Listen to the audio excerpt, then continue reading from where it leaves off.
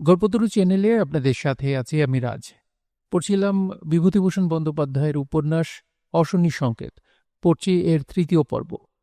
উপন্যাসটি শুরুর আগে আপনাদের কাছে একটা বিষয় নিয়ে দুঃখ প্রকাশ করছি, সেটা হচ্ছে আমি প্রথম দুই পর্বে অনঙ্গ বৌদির নাম পড়েছিলাম অঙ্গন। এটা আমার ভুল ছিল, আমার একজন পাঠক ভুলটা ধরিয়ে দিয়েছেন, এই জন্য আমি আন্তরিকভাবে দুঃখিত।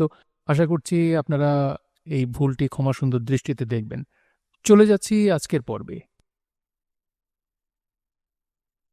সেদিন এক বিপদ। রাধিকানগরের বাজারে পরদিন বহু লোকের সামনে পাঁচুকুণ্ডুর চালের দোকান লুট হল। দিন মানে এমন ধরনের ব্যাপার এইসব অঞ্চলে কখনো ঘটেনি। গঙ্গাচরণও সেখানে দাঁড়িয়ে। একটা বটতলায় বড় আটচালাওয়ালা দোকান। প্রথমে লোকে সবাই এলো চাল কিনতে, তারপর কিসে যে কি হলো গঙ্গাচরণ জানে না। হঠাৎ দেখা গেল যে দোকানের চারিপাশে একটা হইচই গোলমাল। মেলা লোক দোকানে ঢুকছে আর বেরুচ্ছে। ধামা ও থলে হাতে বহু লোক মাঠ ভেঙে বাওরের ধারে ধারের পথে পথে ছুটছে। সন্ধ্যার দেরি নেই বেশি। সূর্যদেব পাটে বসে বসে, গাছের মগডালে রাঙা রোদ। একজনকে বললে, উহ, দোকানটা কি করেই লাট হচ্ছে।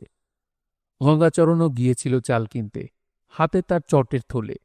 কিন্তু দোকান দোকানে ঘুরে সে দেখলে চালের বাজারে 12.5 টাকা দর। গত হাটবারেও ছিল 10 টাকা চার আনা। একটা হাটের মধ্যে মনে একেবারে শিখে চড়ে যাবে, এ তো স্বপ্নের অগোচর। চাল কিনবে কি কিনবে না ভাবছে, এমন সময় বিষম হইচই। লোকের ভিড় ক্রমশ পাতলা হয়ে আসছে। সবাই ঊর্ধ্বশ্বাসে ছুটছে।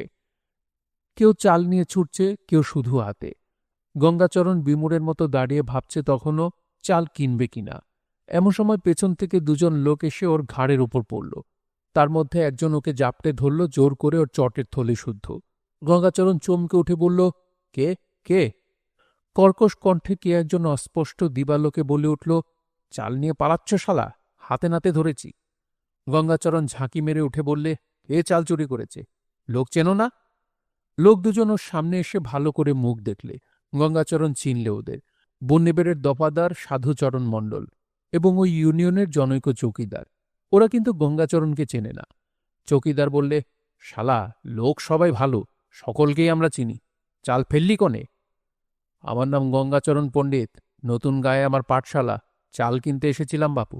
ব্রাহ্মণকে যাতা বলো না, আমায় সবাই চিনে এদিকরে, ছেড়ে দাও।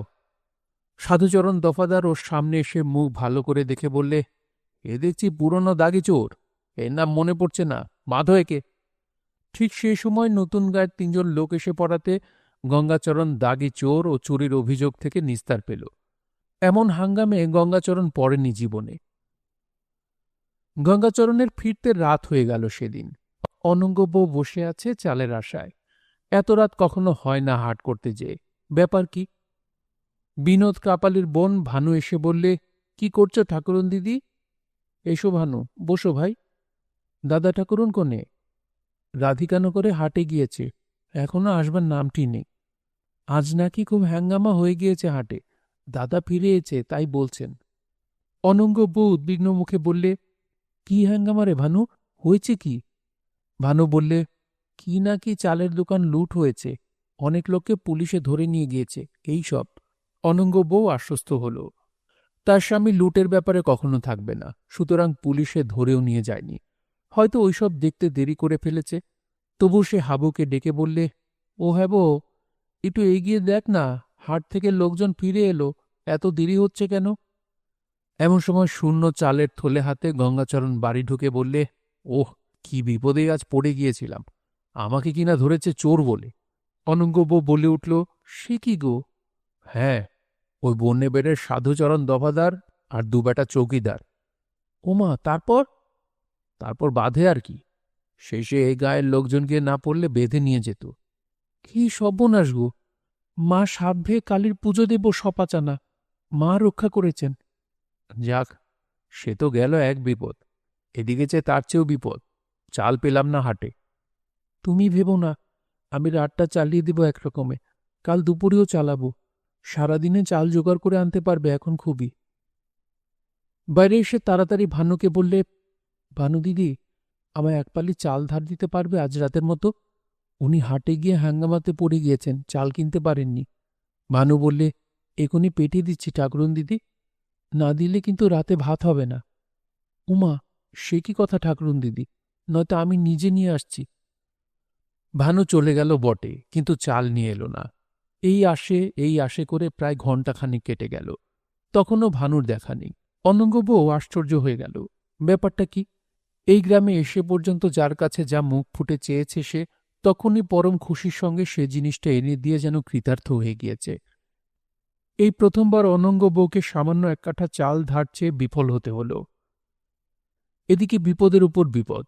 স্বামী হাট থেকে এসে কোথায় যেন বেরিয়ে গেলেন, বোধহয় হাটের গল্প বলবার জন্য বিশ্বাস মশাইয়ের বাড়ি। কি করেই বা তাকে সে জানায়? এসে খিদের ওপর ভাত খেতে পাবে না। ৭-৫ ভাবছে, এমন সময় ভানু উঠোন থেকে ডাকলে, ও ঠাকুরুন দিদি। অনঙ্গ বউয়ের প্রাণ এলো ফিরে। সে তাড়াতাড়ি বাইরে এসে বললে, বলি কি কাণ্ডখানা! হ্যাঁ রে ভানু। ভানু দাওয়ায় উঠে এসে শুকনো মুখে বললে, ঠাকুরুন দিদি, আমি সে থেকে চাল জোগাড় করবার জন্য ৩-৪ বাড়ি ঘুরে বেরিয়েছি। কেন, তোদের বাড়ি কি হলো? নেই, হাটে পাইনি আজ। হাটে কেন? ক্ষেতের ধান। মোর কপাল! ক্ষেতের ধান আর কনে। ৬ টাকা মন যেমন হলো, অমনি কাকা সব ধান আড়তে নিয়ে গেল গাড়িপুরে। বিক্রি করে নগদ টাকা ঘরে আনলে। হিজনে জুতো কিনলে, কাপড় কিনলে, কাকিমা ঘটি বাসন কিনলে, মাছ খালে, সন্দেশ খালে, মাংস খালে। নবাবি করে সে টাকা উড়িয়ে ফেললে। এখন সে ধানও নেই, সে টাকাও নেই। কহাট কিনে খাতি হচ্ছে মোদেরও। অন্য বাড়ি যে ঘুরলি বললি? মোদের পাড়ায় কারো ঘরে ধান নেই ঠাকুরন দিদি, সব কিনে খাওয়ার ওপর ভরসা। ভানু আঁচলের গেরো খুলতে খুলতে বললে, ওতে কি রে? ১ খুঁটি মোটা চাল ওই খুদে গয়লা নাত বইয়ের কাছ থেকে চেয়ে চিনতে। হ্যাঁ রে, তারা তো বড্ড গরিব। তুই আনলি, তাদের খাবার আছে তো। দাঁড়া, সে আমি না জেনে আনিনি দিদি ঠাকুরন। ওরা লোকের ধান ভানে কি না, ৮ কাঠা ধানে ১ কাঠা ধান বানি পায়। বানির ধান পেয়ে খোরাকি চালায়। অনঙ্গ বউ একটু ভেবে বললে, আমার একটা উপকার করবি ভানু? কি?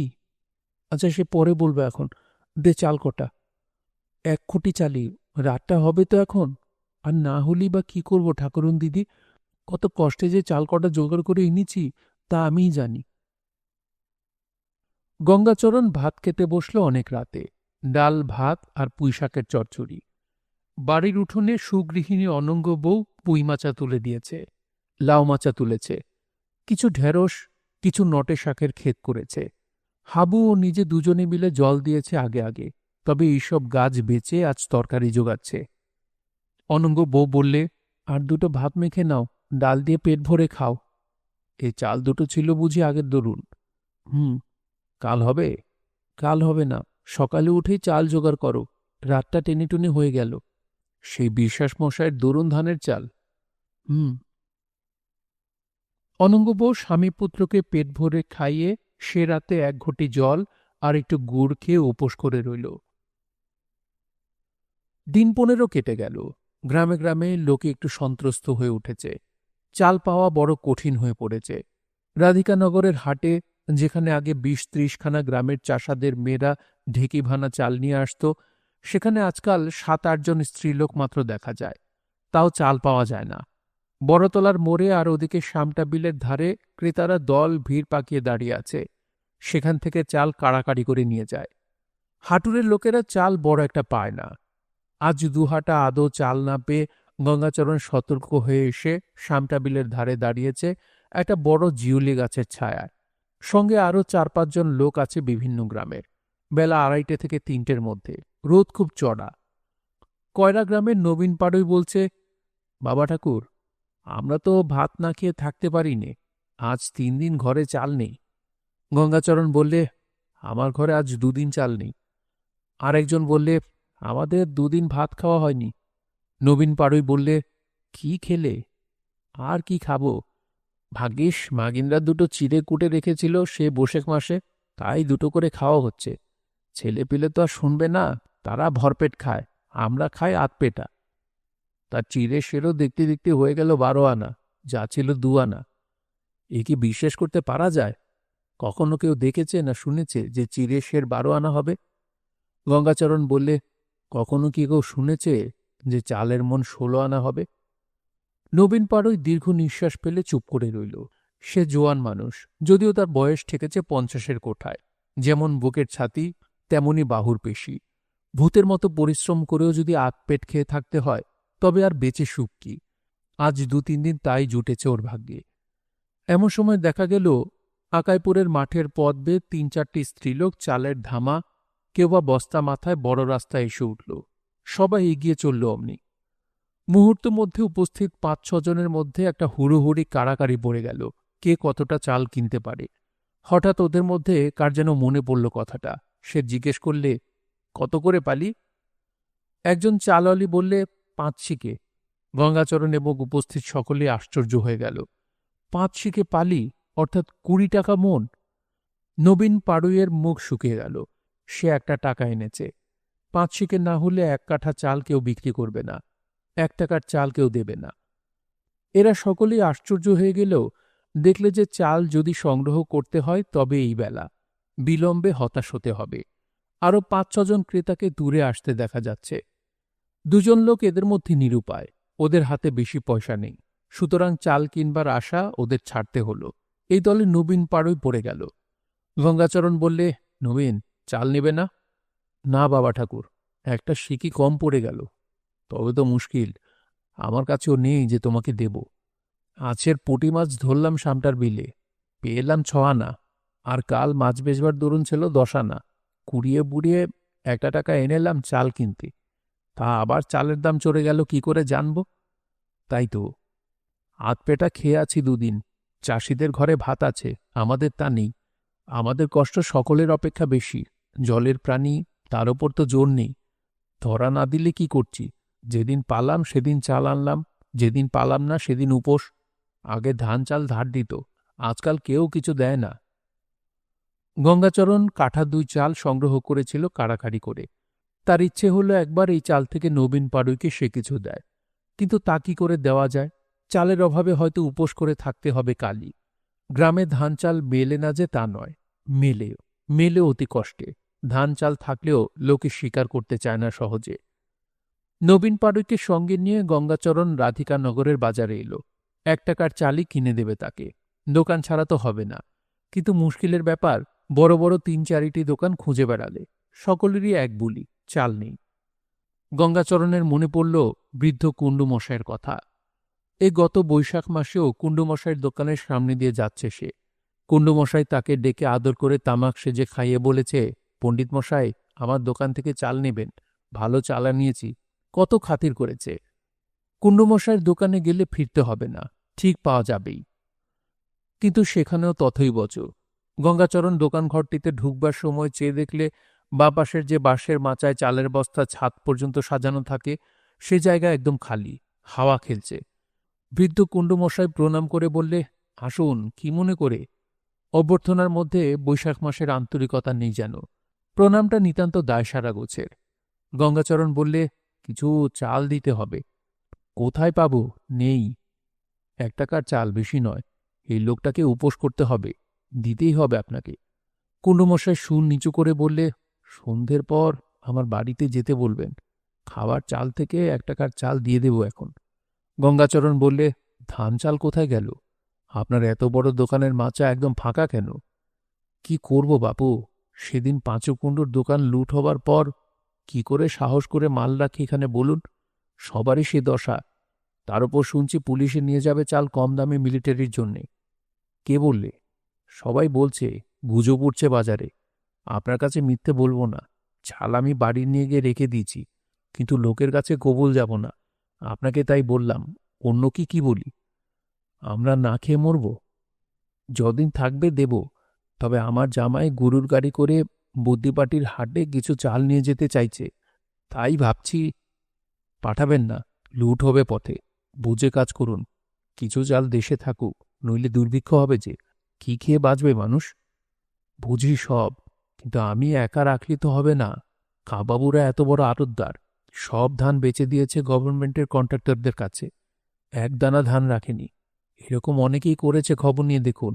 আমি তো চুনুপুটি দোকানদার, 50-60 মণ মাল আমার বিদ্যে। গঙ্গাচরণ সন্ধ্যার অন্ধকারে চিন্তান্বিত মনে বাড়ির পথে চলল। নবীন পাড়ুই সঙ্গেই ছিল। তাকে যেতে হবে দোমোহানি, নতুন গায়ের পাশেই। বলে, পণ্ডিত মশাই ছেলেন, তাই আজ বাচ্চা কাচ্চার মুখে দুটো দানা পড়বে। মোদের কথা ওসব বড় দোকানদার কি শোনে? মোরা হলাম টিকরি মানুষ, কাল দুটো মাছ পিটিয়ে দেবো আনে। গঙ্গাচরণ বাড়ি নেই, পাঠশালায় গিয়েছে পড়াতে। হাবু ও পটল বাপের সঙ্গে পাঠশালায়, একা অনঙ্গ বউ রয়েছে বাড়িতে। কে এসে ডাক দিলে, ও পণ্ডিত মশাই, বাড়িতে আছো গা? অনঙ্গ বউ কারোর সামনে বড় একটা বার হয় না। বৃদ্ধ ব্যক্তি ডাকাডাকি করছে দেখে দোরের কাছে এসে মৃদুস্বরে বললে, উনি বাড়ি নেই, পাঠশালায় গিয়েছেন। কে, মা লক্ষ্মী? অনঙ্গ সলজ্জভাবে চুপ করে রইল। বৃদ্ধটি দাওয়ায় উঠে বসে বলল, আমায় একটু খাবার জল দিতে পারবা মা লক্ষ্মী? অনঙ্গ তাড়াতাড়ি ঘরের বড় ঢুকে এক ঘটি জল নিয়ে এসে রাখলে। তারপর বাড়ির গামছাখানা বেশ করে ধুয়ে ঘটির ওপর রেখে দিলে। একটু আখের গুড় ও এক গ্লাস জলও নিয়ে এলো। বললে, দুকোষ কাঁঠাল দেব? খাজা না রসা? আধ খাজা। এখন শ্রাবণ মাসে রসা কাঁঠাল বড় একটা থাকে না। দাও, নিয়ে এসো মা। একটা কথা। কি বলুন? আমি এখানে দুটো খাবো। আমি ব্রাহ্মণ, আমার নাম দীনবন্ধু ভট্টাচার্য, বাড়ি কামদেবপুর সন্নিকট বাগানগা। অনঙ্গ বউ বললে, খাবেন বই কি, বেশ, একটু জিরিয়ে নিন, ঠাঁই করে দিই। একটু পরে দীনু ভট্টাচ মোটা আউশ চালের রাঙা রাঙা ভাত, ঢেঁড়স ভাজা, বেগুন ও শাকের ডাঁটা চচ্চড়ি দিয়ে অত্যন্ত তৃপ্তির সঙ্গে খাচ্ছিল। অনঙ্গ বউ বিনীতভাবে সামনে দাঁড়িয়ে আছে। দিনু খেতে খেতে দীর্ঘ নিঃশ্বাস ফেলে যেন একটু দম নিলে। তারপর বললে, মা লক্ষ্মীর রান্না যেন অমর্ত্য, চচ্চড়ি আর একটু দাও তো। অনঙ্গ লজ্জা কুণ্ঠিত স্বরে বললে, আর তো নেই, ঢেঁড়স ভাজা দুখানা দেব? তাই দাও মা। এত বৃদ্ধ লোক যে এতগুলো ভাত এক নিঃশ্বাসে খেয়ে ফেলতে পারে, অনঙ্গ বউ নিজের চোখে না দেখলে তা বিশ্বাস করত না। বললে, আর ভাত দেব? তা দুটো দাও মা। মুশকিল হয়েছে, খাবেন কি দিয়ে, তরকারি বাড়ন্ত। তেঁতুল একগার দিতে পারবা? আগে হ্যাঁ, আমরা হলাম গিয়ে গরিব মানুষ, সব দিন কি মাছ তরকারি জোটে? কোনোদিন হলো না, তেঁতুল একগার দিয়ে এক পাতর ভাত মেরে দিলাম। অনঙ্গের ভালো লাগছিল এই পিতার বয়সী সরল বৃদ্ধের কথাবার্তা। ইনি বোধহয় খুব ক্ষুধার্ত ছিলেন। বলতে নেই, কিরকম গোগ্রাসে ভাত কটা খেয়ে ফেললেন। আরও থাকলে আরও খেতে পারতেন বোধহয়। কিন্তু বড্ড দুঃখের বিষয়, ভাত তরকারি আর ছিল না। খাওয়া দাওয়ার পর অনঙ্গ বললে, তামাক সেজে দেব? তোমাকে দিয়ে তামাক সাজাবো মা লক্ষ্মী? না না, কোথায় তামাক বলো? আমি নিজে বলে তামাক শাস্তি শাস্তি বুড়ো হয়ে গেলাম। ৬৯ বছর বয়স হলো। ৬৯? হ্যাঁ, এই আশ্বিন মাসে ৭০ পেরোবে। তোমরা তো আমার নাতনির বয়সী। দীনু ভট্টাচ হা হা করে হেসে উঠল কথার শেষে। অনঙ্গ বউ নিজেই তামাক সেজে কলকেতে ফুঁ দিতে দিতে এলো। ওর গাল দুটি ফুলে উঠেছে, আগুনের আভায় রাঙা হয়ে উঠেছে। দিনু শশব্যস্তে বললে, ও কি, ও কি? এই দেখো মা লক্ষ্মীর কাণ্ড। তাতে কি, এই তো বললেন আমাকে নাতনির সমবয়সী। না না, ওটা ভালো না। মা লক্ষ্মী, তুমি কেন তামাক সাজবে? আমি ওটা পছন্দ করি নে। দাও হুকো আমার হাতে, ফুঁ দিতে হবে না। অনঙ্গ বউ একটা মাদুর ও বালিশ নিয়ে এসে পেতে দিয়ে বললে, গড়িয়ে নিন একটু। বেলা ৫টার সময় পাঠশালার ছুটি দিয়ে গঙ্গাচরণ বাড়ি ফিরে কে একজন অপরিচিত বৃদ্ধকে দাওয়ায় শুয়ে থাকতে দেখে কিছু বুঝতে পারলে না। পরে স্ত্রীর কাছে সব শুনে বললে, ও, কামদেবপুরে সে বুড়ো ভট্টাচ, চিনেছি এবার। কিন্তু তুমি তাহলে না খেয়ে আছো? অনঙ্গ বললে, আহা, আমি তো যা তা খেয়েই একবেলা কাটাতে পারি, কিন্তু বুড়ো বামুন, ওর না খাওয়ার কষ্টটা। সে তো বুঝলাম, কিন্তু যা তা খেয়ে যে কাটাবে, যা তা ঘরে ছিলই বা কি? তোমাকে সে ভাবনা ভাবতে হবে না। স্ত্রীকে গঙ্গাচরণ খুব ভালো করেই জানে, ওর সঙ্গে মিছে তর্ক করে কোনো লাভ নেই। মুখের ভাত অপরকে ধরে দিতে ও চিরকাল অভ্যস্ত, অথচ মুখ ফুটে বলবে না কখনো কি খেয়েছে না খেয়েছে। এমন স্ত্রী নিয়ে সংসার করা বড় মুশকিলের কাণ্ড। কত কষ্টে গত হাটে চাল জোগাড় করেছিল সেই জানে। ইতিমধ্যে দীনু ভট্টাচ ঘুম ভেঙে উঠে বসল। বললে, এই যে পণ্ডিত মশাই। গঙ্গাচরণ দু হাত জোরে নমস্কার করে বললে, নমস্কার, ভালো? দীনু হেসে বললে, মা লক্ষ্মীর হাতে অন্ন খেয়ে আপাতত খুবই ভালো, বড্ড জমিয়ে নিয়েছি। মা সাক্ষাৎ লক্ষ্মী, গঙ্গাচরণ মনে মনে বললে, ওর মাথাটি খেলে কেউ লক্ষ্মী কেউ অন্নপূর্ণা বলে, আমি এখন মাঝে পড়ে মারা যাই। মুখে বললে, হে হে, তা বেশ, তা আর কি। কোথা থেকে ফিরলেন? পাঠশালা থেকে। আমি একটু বিপদে পড়ে পরামর্শ করতে এলাম পণ্ডিত মশাই। কি বলুন? বলবো কি, বলতেই লজ্জা হয়। চাল অভাবে সুপুরি উপোস করতে হচ্ছে। কম দুঃখে পড়ে আপনার কাছে আসিনি। কামদেবপুরে মিলছে না। আমাদের ওদিকে কোনো গায়ে না, আর যদিও থাকে তো 1.5 টাকা করে কাঠা বলছে। এ কি হলো দেশে? আমার বাড়ি 4-5 জন পুষি, 1.5 টাকা চালের কাঠা কিনে খাওয়াতে পারি আমি? এদিকেও তো ওই রকম ভট্টাচার্যমশাই, আমাদের গায়েও তাই। বলেন কি? ঠিক তাই। ও হাটে অতি কষ্টে 2 কাঠা চাল কিনে এনেছিলাম। ধান? ধান কেউ বিক্রি করছে না, করলেও 9 টাকা 9.5 টাকা মন। এর উপায় কি হবে পণ্ডিত মশাই? আপনি বসুন, সেই পরামর্শ করতে তো আমার আশা। সত্যি কথা বলতে কি আপনার কাছে, কাল রাতে আমার খাওয়া হয়নি, চাল ছিল না ঘরে। মা লক্ষ্মীর কাছে অন্ন খেয়ে বাঁচলাম। বড় বয়সে খিদের কষ্ট সহ্য করতে পারিনি আর। কি বলি বলুন, শুনে বড্ড কষ্ট হলো। করবারও তো নেই কিছু, আমাদের গ্রামের অবস্থাও তথৈবচ। দীনভট্টাচ দীর্ঘ নিঃশ্বাস ফেলে বললে, বুড়ো বয়সে এবারটা না খেয়ে মরতে হবে দেখছি। গঙ্গাচরণ বললে, তাই তো পণ্ডিত মশাই, কি যে করি বুঝতে তো কিছু পারি নে। তাছাড়া আপনাদের গায়ের ব্যবস্থা এখান থেকে কি করে করা যাবে? কতটা চাল চান? চলুন দিকি একবার বিশ্বাস মশাইয়ের বাড়ি। কিন্তু বিশ্বাস মশাইয়ের বাড়ি যাওয়া হবে কি? দীনু ভট্টাচ ম্লান মুখে বললে, তাই তো, পয়সা করি তো আনিনি। গঙ্গাচরণ একটু বিরক্তি সুরে বললে, আনেননি? তবে আর কি হবে? কি করতে পারি আমি? গঙ্গাচরণ বোধহয় একটু কড়া সুরে বলে ফেলেছিল কথাটা। দীনু ভট্টাচ হতাশভাবে বললে, তাই তো, এবারটা দেখছি সত্যি না খেয়ে মরতে হবে। গঙ্গাচরণ ভাবলে, ভালো মুশকিল। তুমি না খেয়ে মরবে, তা আমি কি করব? আমার কি দোষ? এই সময় অনঙ্গ বউ দৌড়ের আড়াল থেকে হাত নাড়া দিয়ে গঙ্গাচরণকে ডাকলে। গঙ্গাচরণ ঘরের মধ্যে গিয়ে বললে, কি বলছো? জিজ্ঞেস করো উনি কি এখন 2খানা পাকা কাঁকুড় খাবেন? ঘরে আর তো কিছু নেই। থাকে তো দাও না, জিজ্ঞেস করতে হবে না। ফুটি কাঁকুড় কি দিয়ে দেবে? গুড় বা চিনি কিছুই তো নেই। সে ব্যবস্থার জন্য তোমার ভাবতে হবে না, সে আমি দেখছি।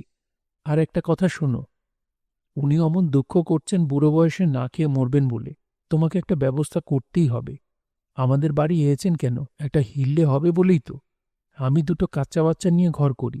বুড়ো বামুন আমাদের বাড়ি থেকে শুধু হাতে শুধু মুখে ফিরে গেলে অকল্যাণ হবে না?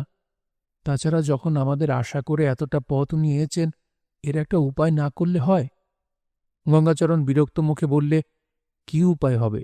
খালি হাতে এসেছে বুড়ো, ও বড় ধড়িবাজ। একদিন অমনি কামদেবপুর থেকে ফিরবার পথে চালগুলো নিয়ে নিলে। অনঙ্গবউ জিভ কেটে বললে, ছি ছি, অতিথি নারায়ণ, আমার বাড়ি উনি এসেছেন, আমাদের কত ভাগ্যি, ও কথাটি বলো না। অতিথিকে অমন কথা বলতে আছে? কাকে কি যে বলো। নিয়েছেন চাল নিয়েছেন, আমাদের বাপের বয়সী মানুষ, ওকে অমন বলো না। তা তো বুঝলাম, বলবো না, কিন্তু পয়সা না থাকলে চাল ধান পাবো কোথায়? উনি কি বলেন দেখো।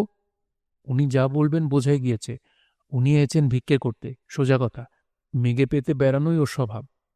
অনঙ্গবউ ধমক দিয়ে বললে, আবার ওইসব কথা? তা আমি কি করব এখন, বলো তাই করি। শুধু হাতে উনি না ফেরেন, বাপের বয়সী বামুন, না হয় আমার হাতের পেটি বাঁধা দিয়ে 2টো টাকা এনে ওকে চাল কিনে দাও। দিতেই হবে, না দিলে আমি মাথা খুঁড়ে মরব। চাল তো আমাদেরও কিনতে হবে, রাতে রান্না হবে না। গঙ্গাচরণ বাড়ির বাইরে যাচ্ছিল। অনঙ্গ বউ বললে, পাকা কাকুর 2খানা খেয়ে যাও, বেরিও না। গঙ্গাচরণ বিরক্তি সুরে বললে, আমি বিনি মিষ্টিতে ফুটি কাকুর খেতে পারি নে, ওসব বাঙালি খাওয়া তোমরা খাও। অনঙ্গ বউ সকৌতুকে হাসি হাসি চোখ নাচিয়ে বললে, বাঙাল বাঙাল করো না বলছি, ভালো হবে না। আমি বাঙাল, আর উনি এসেছেন একেবারে মুর্শিদাবাদ জেলা থেকে। সে আবার কি গো? ও কথা তুমি আবার কোথায় শিখলে? শিখতে হয় গো, শিখতে হয়। সেই যে ভাতশালার উত্তরে ঘরামি জন ঘর ছাইতে আসতো, মনে পড়ে? ওরা বলতো না, মা আমাদের বাড়ি মুর্শিদাবাদ জেলা, হি হি হি। একটু পরে বাইরের দাওয়ায় বসে দিনু ও গঙ্গাচরণ দুজনেই পাকা ফুটি কাঁকুর খাচ্ছিল খেজুর গুড়ের সঙ্গে। কোথায় অনঙ্গ বউ একটু খেজুরের গুড় লুকিয়ে সঞ্চয় করে রেখেছিল সময় অসময়ের জন্যে। অনঙ্গ বউ এরকম রেখে থাকে, গঙ্গাচরণ জানে। অনেক সময় জিনিসপত্র ভেলকিবাজির মতো বার করে অনঙ্গ। দিনু ভট্টাচার্য কাঁসার বাটি থেকে গুড় চেটেপুটে খেয়ে দীর্ঘ নিঃশ্বাস ফেলে বললে, আহা, খেজুর গুড়ের মুখ এবার আর দেখিনি। গঙ্গাচরণ বললে, তা বটে। আগে আগে পণ্ডিত মশাই গুড় আমাদের কিনতি হতো না। মুচিপাড়ায় বানে খেজুর রস জল দিত, ঘটি হাতে করে গিয়ে দাঁড়ালি আধশের একশের গুড় এমনি এমনি খেতে দিত। সেসব দিন কোথায় যে গেল। গঙ্গাচরণ বাড়ি থেকে বার হয়ে গেলেই অনঙ্গ বউ দাওয়া এসে দাঁড়িয়ে বললে, কাকুর কেমন খেলেন? চমৎকার মা, চমৎকার। তুমি সাক্ষাৎ মা লক্ষ্মী। কি আর বলবো তোমায়, একটা কথা বলবো। কি বলুন? মা, একটু চা করে দিতে পারো? অনঙ্গ বউ বিপন্ন মুখে বললে, চা? কতদিন চা খাইনি। মাসখানেক আগে সবাইপুরের গাঙ্গুলি বাড়ি গিয়ে একদিন চা খেয়েছিলাম। চা আমার বড্ড খেতে ভালো লাগে। আগে আগে বড্ড খেতাম, ইদানিং হাতে পয়সা অনটন। ভাতই জোটে না বলে চা। আছে কি? অনঙ্গবউ ভেবে বললে, আচ্ছা, আপনি বসুন। হাবুকে বাড়ির মধ্যে গিয়ে বললে, হ্যাঁ রে, কাপাসির মার বাড়ি ছুটে যাত, আমার নাম করে বলগে একটু চা দাও।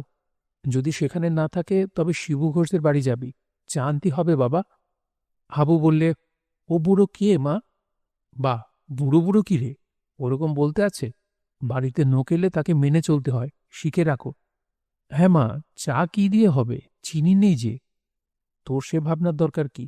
তুই যা বাবু, চা একটু এনে দে।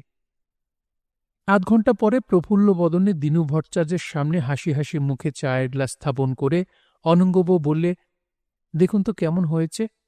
সত্যি কথা, চায়ের পাটাপাট তেমন তো নেই এ বাড়িতে।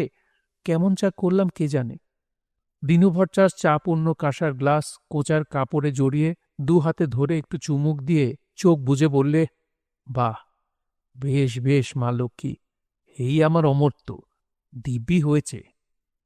এই সময় গঙ্গাচরণ বাড়ি ফিরে স্ত্রীকে বললে, চলো ওদিকে একটা কথা শোনো।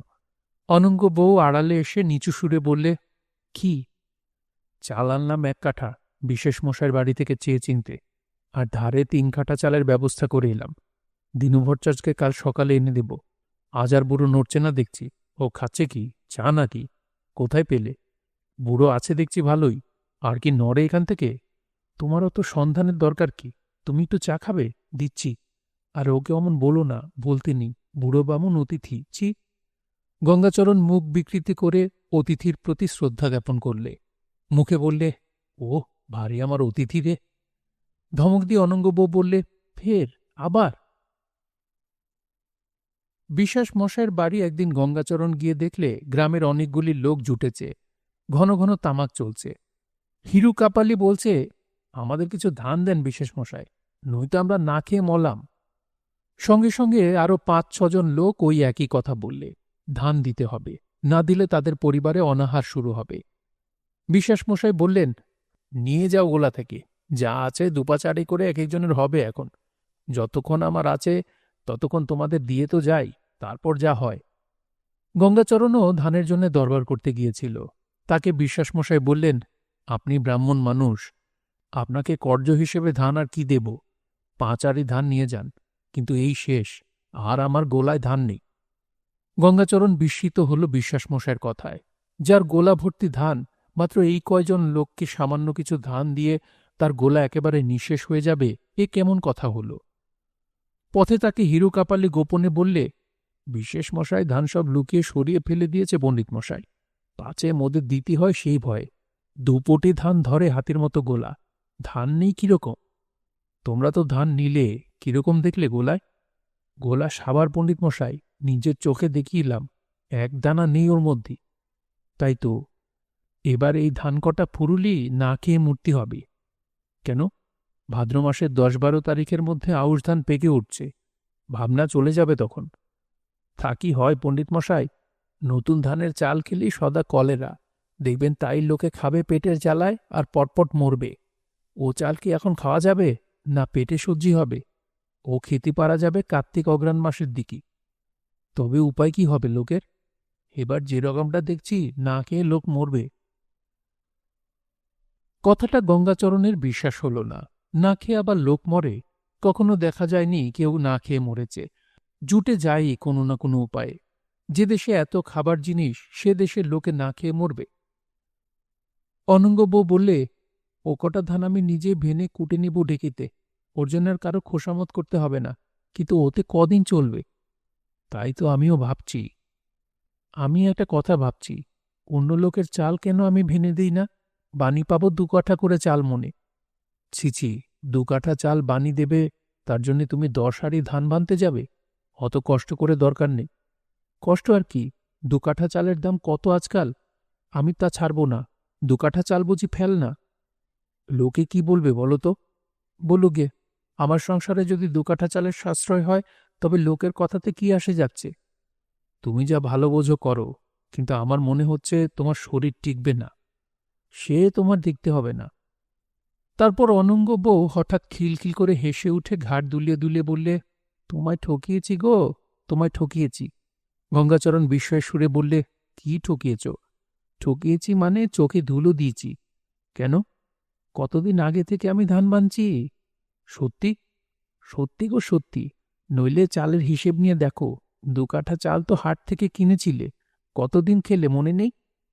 আমায় না জানিয়ে কেন অমন করছো তুমি? ছি ছি, কাদের ধান ভানো? হরি কাপালিদের, শ্যাম বিশ্বাসদের। ককাঠা চালের জন্য কেন কষ্ট করা? ওতে মান থাকে না। ব্রাহ্মণের মেয়ে হয়ে কাপালিদের ধান ভানা? লোকে জানলে কি বলবে বলো তো? এত ছোট নজর তোমার হলো কেমন করে তাই ভাবছি। বেশ, লোকে আমায় বলবে।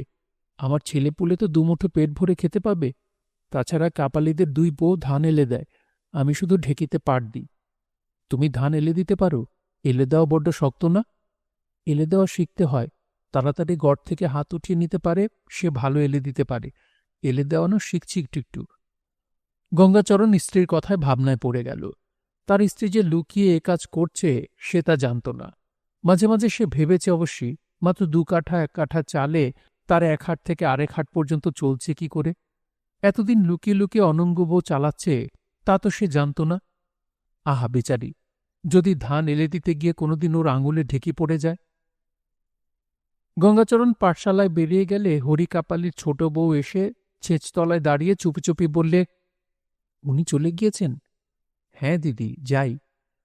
চলো বামুন বউ, ওরা সব বসে আছে তোমার জন্যে। কত ধান আজকে? 5 আঁড়ি 3 কাঠা। চিড়ে চিড়ে আছে 3 কাঠা। আমাকে ধান এলে দেওয়া শিখিয়ে দিবি দিদি? সে তোমার কাজ নয়। অমন চাপা ফুলের ফুলের মতো আঙুল ঢেকে পড়লে ছেঁচে যাবে। তার দায়িক আমি হব বুঝি বামুন বউ? দায়িক হতে হবে না সেজন্যে। আহা, ভঙ্গি দেখো না, মরণের ভগ্নদশা। কাপালি বউ অনঙ্গ বউয়ের দিকে চোখ মিটকি মারছিল। তার প্রতি লক্ষ্য করেই অনঙ্গ বউয়ের শেষের উক্তিটুকু। হরিকাপালির ছোট বউয়ের বয়স অনঙ্গ অপেক্ষা 2 বছর বেশি হবে। ছেলেপুলে হয়নি, রঙও ফর্সা, মুখ চোখের চটক ও দেহের গড়ন এবং বাঁধনি ভালোই। রাস্তায় লোকে চেয়ে দেখে। অনঙ্গ হেসে বললে, 8 চোখ দেখা গিয়ে অন্য জায়গায়, বহু লোকের মুন্ডু ঘুরিয়ে দিতে পারবি। কাপালি বউ হেসে গড়িয়ে পড়ে আর কি, বললে, মুন্ডু ঘুরিয়ে বেড়ানো বুঝি আমার কাজ? কি জানি দিদি। আর তুমি বামুন বউ, তুমি যেমন মুনির মতো টলিয়ে দিতে পারো মন করলি। আমরা তো তোমার পায়ের নখের যোগ্যী নই। সামনে খোসামত করে বলছি নে বামুন বউ, গ্রামের সবাই বলে। অনঙ্গ বউ সলজ্জ হাসি মুখে বললে, যা। হরিকাপালির 2 খানা মেটে ঘর। একদিকে পুঁইমাচা, একদিকে বেড়ার মধ্যে লাউ ডাঁটা, ঝিঙে ও বেগুনের চাষ। পুঁইমাচার পাশে ছোট চালার নিচে ঢেকি পাতা। সেখানে জড়া হয়েছে হরিকাপালির বড় বউ আর পাড়ার 2-3টে ঝি বউ। ঢেকি ঘরের চারপাশে বর্ষাপুষ্ট বনকচুর ঝাড়, ধুত্র গাছ, আদার বাগ গাছে রাঙা রাঙা মটর ফুল। ঢেকি ঘরের চালে তেলাকুচু লতা উঠে দুলছে। বর্ষা সজল হওয়ায় কচি লতা পাতার গন্ধ। অনঙ্গ বউ আর ছোট বউ সেখানে পৌঁছুতে সবাই খুব খুশি। বড় বউ বললে, এসো বামুন বউ, তুমি না এলে ঢেকশেলের মজলিস আমাদের জমে না। খিত্তুরি কাপালি বললে, যা বললে দিদি, ঠাকুরুন দিদি আমাদের ঢেকশেল আলো করে থাকেন। আমাদের বুকের মধ্যে হু হু করতে থাকে উনি না এলে। অনঙ্গ বউ হেসে বললে, তোমাদের বড্ড দরদ দেখছি। ছোট বউ বললে, আমিও তা বলছিলাম, বামুন বউয়ের রাঙা পায়ের তলায় পড়ে আমি মরতে পারি। বড় বউ বললে, সে তো ভাগ্যি, বামুনের স্ত্রী বউয়ের পায়ে মরবার ভাগ্যি চাই রে ছুটকি, সে অমনি হয় না। এদের দুপুরের মজলিস জমে উঠল। কাপালিপাড়ার বৌঝিদের এই একমাত্র আমোদ আহ্লাদের স্থান। এখানে না এলে ওদের দুপুরটা মিথ্যে হয়ে যায় যেন। পাড়াগাঁয়ের গৃহস্থ ঘরের মেয়ে, দুপুরে এদের দিবানিদ্রার অভ্যেস নেই, সময়ও পায় না। ধান ভানা চিড়ে কোটাতেই অবসর সময় কেটে যায়। ওর মধ্যে এদের আড্ডা, গল্পগুজব, যা কিছু। অনঙ্গ বউ বললে, বড় বউ, ও ধান কাদের? কালুনি কোত্থেকে কত কষ্ট করে 5 কাঠা ধান এনেলেন, কিন্তু শুনছি ধান নাকি সব গভর্নমেন্ট নিয়ে যাচ্ছে। কে বললে? উনি কাল হাট থেকে নাকি শুনিয়েছেন। ছোট বউ বললে, ওসব কথা এখন রাখো দিদি, বামুন বউয়ের জন্য একটা পান সেজে নিয়ে এসো দেখি। পান আছে, সুপুরি নিজে, কাল হাটে একটা সুপুরির দাম 2 পয়সা। শিম্বেশ্বর কামারের বউ বললে, হ্যাঁ দিদি, নাকি আজকাল খেজুরের বিচি দিয়ে পান সাজা হচ্ছে সুপুরির বদলে। অনঙ্গ বউ বললে, সত্যি? কামার বউ বললে, সত্যি মিথ্যে জানি না ঠাকুরেন দিদি, মিথ্যে কথা বলে শেষকালে বামুনের কাছে নরকে পচে মরব। কানে যা শুনেছি বললাম। কথা শেষে সে হাতের একরকম ভঙ্গি করে মৃদু হাসল। এই ঢেকিশালের মজলিসে অনঙ্গ বউয়ের পরে দেখতে ভালো হরি কাপালের ছোট বউ, তারপরেই এই কামার বউ। এর বয়স আরও কম ছোট বউয়ের চেয়ে, রংটাও আরও একটু ফর্সা, তবে ছোট বউয়ের মুখশ্রী এর চেয়ে ভালো। কামার বউ সম্বন্ধে গ্রামে একটা বদনাম আছে, সে অনেক ছেলে ছোকরার মুন্ডু ঘুরিয়ে দেবার জন্য দায়ী, অনেককে প্রশ্রয়ও দেয়। কিন্তু ছোট বউ সম্বন্ধে সে কথা কেউ বলতে পারে না। অনঙ্গ বউ বললে, পোড়া কপাল পান খাওয়ার, খেজুরের বিচি দিয়ে পান খেতে যাচ্ছি নে। খিতুরি কাপালি শুনে হেসে খুন হয় আর কি। সে বিনোদ মোড়লের বিধবা বোন, 26-27 বছর বয়স, আধ ফর্সা, থান পড়ে এসেছে। দেখতে শুনতে নিতান্ত ভালোও নয়, খুব মন্দও নয়। কথায় কথায় হেসে গড়িয়ে পড়া ওর একটা রোগের মধ্যে গণ্য। অনঙ্গ বউয়ের হাসি পেল খিতুরির হাসি দেখে। হাসতে হাসতে বললে, নে বাপু থাম, নে বাপু থাম, তুই আবার জ্বালালি দেখছি, এত হাসিও তোর? ছোট বউ ঠোঁট উল্টে বললে, ওই বোঝো। ইতিমধ্যে বড় বউ কিভাবে দুটো পান সেজে নিচু ঘরের দাওয়ায় ধাপ থেকে নামল। ছোট বউ বললে, বিনি সুপুরিতে দিদি? বড় বউ ঝংকার দিয়ে বলল, ওরে না না, খুঁজে পেতে ঘর থেকে উঠকে বার করলাম। কোথায় ছিল? তোকে বলবো কেন? কেন? তুই সমস্ত উঠকে বের করবি, তোর জ্বালায় ঘরে কিছু থাকবার জো আছে? আমি যাই গিন্নি, তাই সব জিনিস জোগাড় করে তুলে লুকিয়ে রেখে দিই, আর তুই সব উটকে উটকে বার করিস। ছোট বউ চোখ পাকিয়ে ভুরু তুলে বললে, আমি? হ্যাঁ তুই। আমি কাউকে ভয় করে কথা বলবো নাকি? তুই ছাড়া আর কে? তুমি দেখেছ দিদি? দেখিনি, 100 বার দেখেছি। বলি, ঘর বলতে 2খানা বাতাসা রেখে দিয়েছিলাম। ওমা, সেদিন দেখি নেই সেটুকু। তুই চুরি করে খেয়েছিস। কে ঘরে ঢুকতে গিয়েছে তুই ছাড়া? ছেলেপিলের বালাই নেই যখন বাড়িতে। কথাটা বোধহয় নিতান্ত মিথ্যে নয়, কারণ এই কথার পর ছোট বউয়ের কথা সুর ও তেজ কমে গেল। সে বললে, খেয়েছি, যাও, বেশ করেছি। আমার জিনিস না? বড্ড যে সত্য দেখাচ্ছিস লা। অনঙ্গ বউ বললে, আহা, কি তুচ্ছ জিনিস নিয়ে দুবেলা তোমাদের ঝগড়া, থামো না বাপু। বড় বউ বললে, আমি অন্যায় কথাটি কি বলেছি বামুন বউ, তুমিই বিচার করো। ঘরে বলে জিনিস লুকিয়ে রাখি এই যুগের বাজারে, তুই সেগুলো উটকে উটকে চুরি করে খাস কেন? অনঙ্গ বউ বললে, ও ছেলে মানুষ যে বড় বউ, তোমার মেয়ে হলে আজ অত বড় মেয়েই হতো, হতো না? আমার মেয়ের পোড়া কপাল। ওমা, সে কি পোড়া কপাল? কি ছোট বউ দেখতে সুশ্রী কেমন, চেয়ে দেখতে পাও না? 2 চোখের কি মাথা খেয়েছ? ছোট বউ হঠাৎ বড় নরম হয়ে গিয়েছিল। সে বললে, নাও নাও বামুন বউ, তোমার আধিক্যতা দেখে আর বাঁচিনি। বড় বউ ছোট বউয়ের দিকে আর চোখে খানিক্ষণ চেয়ে থেকে মুখ চোখ ঘুরিয়ে হাত নেড়ে অদ্ভুত ভঙ্গিতে বললে, আহা হা, বলি কত ঢং দেখা লীলা। খিত্তুরি কাপালি বড় বউয়ের চোখ মুখ ঘোরানোর ভঙ্গি দেখে পুনরায় হেসে গড়িয়ে প্রায় ঢেকির গড়ের উপর উপুর হয়ে পড়ল।